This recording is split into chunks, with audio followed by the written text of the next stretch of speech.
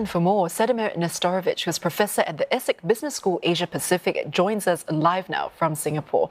Now, Prof, we have the Leftist alliance claiming victory, and that deals Marine Le Pen's party quite a shock defeat.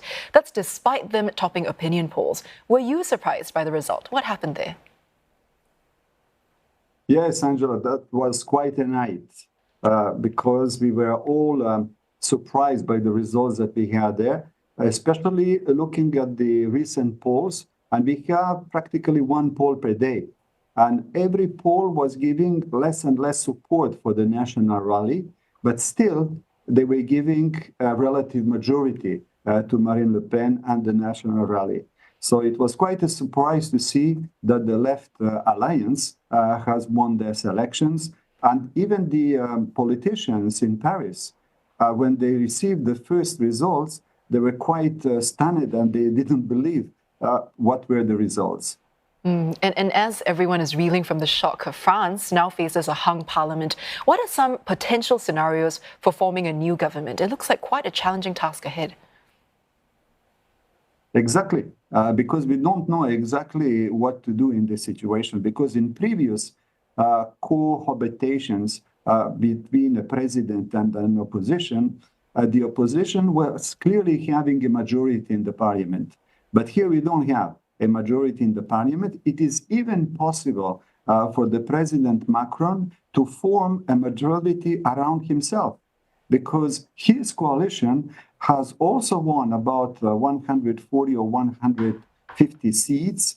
And if they find some allies on the left side or on the right side, it is still possible for them to build a coalition. We are really in a situation when we don't know what may happen, but I believe that in a few days or in a few weeks, the situation is going to be crystallized more.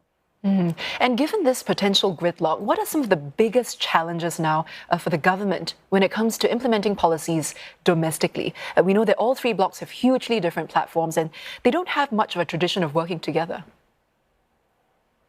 Exactly. So we don't have the tradition like in the other European countries, such as Germany, for instance, which is very famous for its coalitions, going from the left to the right and taking also the center or the liberals.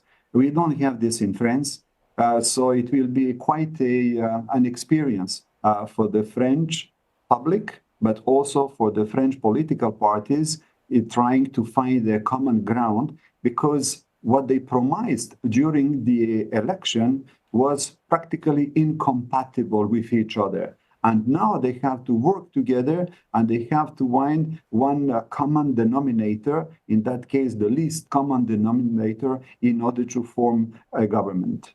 And how will all of this election result, impact France's role in the European Union and also elsewhere abroad? Could we see France's role in the EU weaken?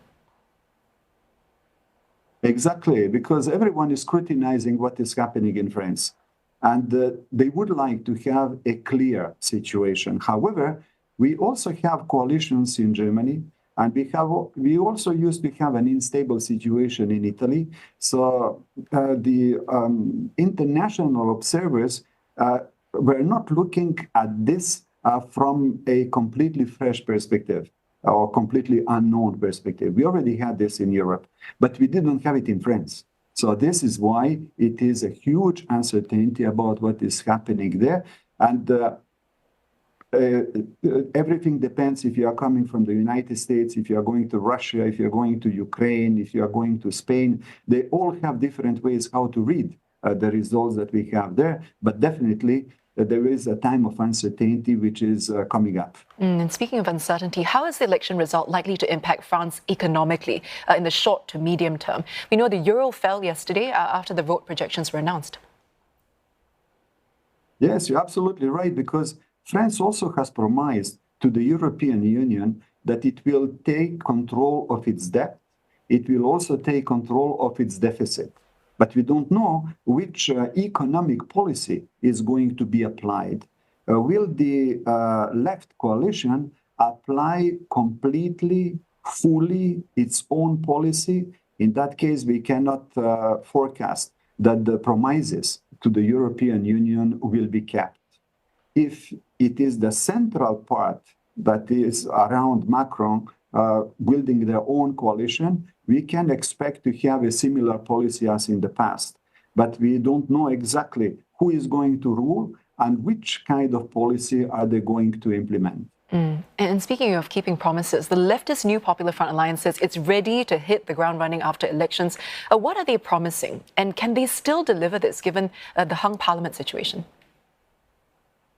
So if they have a majority, they can deliver.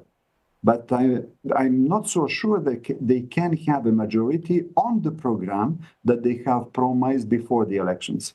I cannot imagine that the people from the Macron's party or even from the center-right party can agree on everything which has been promised by the Leftist coalition. So I'm sure that they cannot deliver everything that they promised. So I understand that Jean-Luc Mélenchon, who is the leader of the leftist alliance, is promising to apply fully its own program, but I don't think that it will happen in reality.